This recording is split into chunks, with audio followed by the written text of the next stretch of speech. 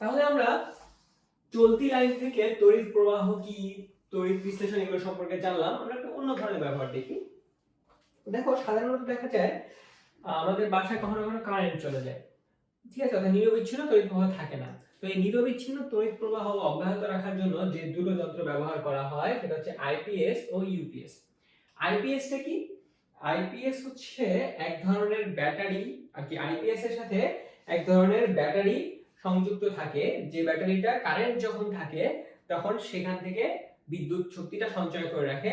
এরপরে কারেন্ট যখন চলে যায় তখন ওই ইনভার্টারের মাধ্যমে আবার সেই ব্যাটারি থেকে বিদ্যুৎ গ্রহণ করে পুরো বাসায় এসে পৌঁছে দেয়।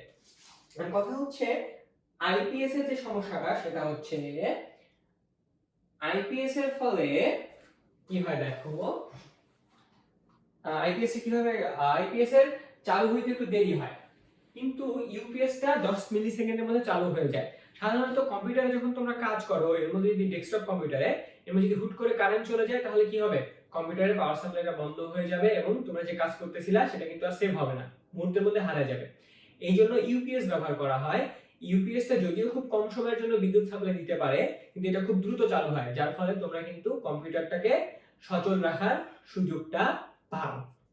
এখন দেখি আমরা আইপিএস টা কিভাবে কাজ করে। দেখো এখানে ইনভার্টারটা থাকে, যখন কারেন্ট চলে যায় তো কারেন্ট চলে যাওয়ার সাথে সাথে সেটা কি করে, তার এই আউটপুটটা খুলে দিয়ে সার্কিট পূর্ণ করে দেয়। এর ফলে সেই ব্যাটারি থেকে মূল এসি লাইনটা সংযুক্ত হয়ে যায় ও মুহূর্তের মধ্যে কি হয়, আবার বিদ্যুৎ যে সরবরাহটা আছে এটা কিন্তু আবার চালু হয়ে যায়। এরপরে আমরা দেখি হচ্ছে তড়িতের সিস্টেম লস।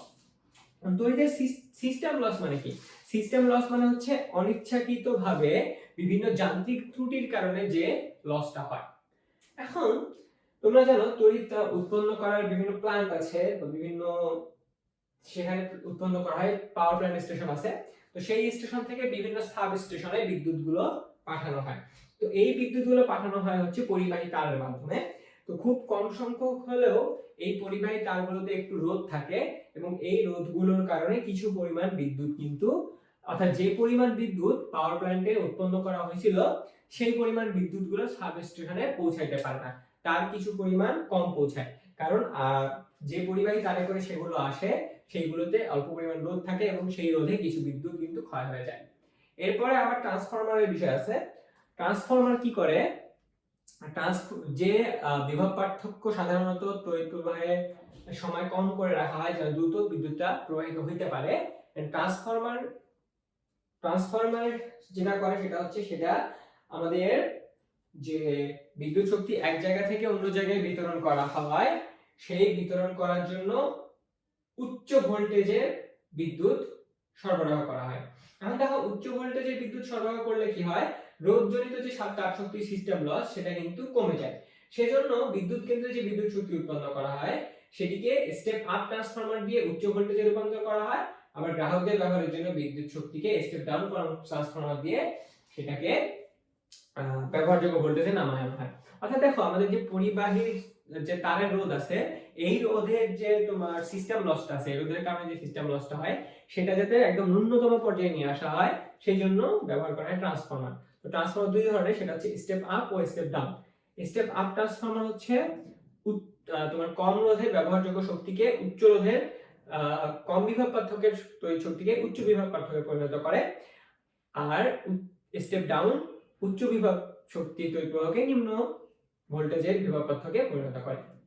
এখন আমরা যে বাসায় ব্যবহার করি কারেন্টগুলো বা তড়িৎ শক্তিগুলো বা তড়িৎ যন্ত্রগুলো, এগুলো সাধারণত কম বিভব পার্থক্যে অপারেট করে, কিন্তু যদি উচ্চ বিভব পার্থক্যের তড়িৎ পরিবহন করা হয় তাহলে পরিবাহী তারের রোধের কারণে যে সিস্টেম লস সেটা কিন্তু অনেক কম হয়।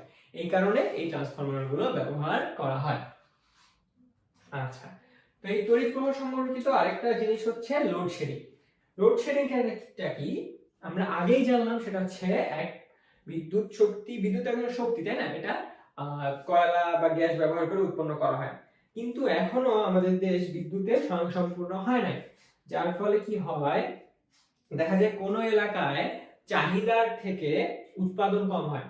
তখন বিদ্যুৎ যদি চাহিদার থেকে উৎপাদন কম হয় তাহলে কি আর সরবরাহ করা সম্ভব? তাহলে সরবরাহ করা সম্ভব না। তখন কি করা হয়, এক সাবস্টেশনে যখন এক এলাকায় বিদ্যুৎ সরবরাহ বন্ধ রেখে অন্য এলাকায় বিদ্যুৎ সরবরাহ করা হয়, আবার পরবর্তী সময়ে এক এলাকায় বিদ্যুৎ সরবরাহ চালু করে আবার ওই যে আগে যে জায়গায় দেওয়া হয়েছিল সেই জায়গায় বন্ধ রাখা হয়। এই যে কম সংখ্যক তড়িৎ শক্তি আছে, এই কম সংখ্যক তড়িৎ শক্তিটাকে বিভিন্ন ভাবে ইউটিলাইজ করে বিভিন্ন জায়গায় সুষমভাবে সাপ্লাই করা হচ্ছে, এই জিনিসটা বলা হয় লোডশেডিং।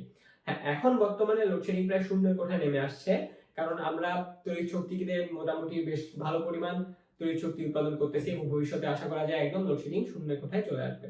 তাহলে কি বুঝলে তোমরা, লোডশেডিংটা মূলত হয় হচ্ছে সাপ্লাই ও ডিমান্ডের যে একটা পার্থক্য সেটার কারণে। ঠিক আছে।